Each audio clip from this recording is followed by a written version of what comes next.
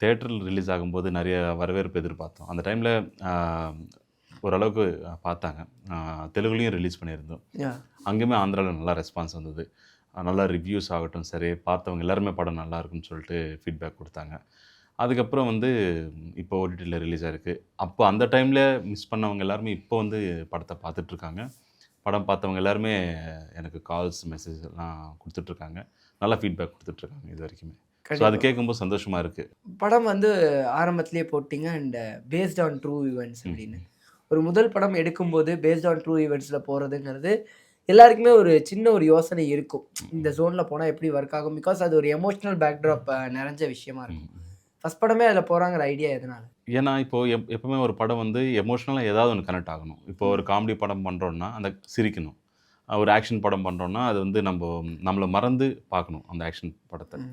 இல்ல ஒரு லவ் படத்த பண்றோம்னா, அது வந்து அவங்கள மறந்துட்டு அந்த ஃபீல் வரணும்.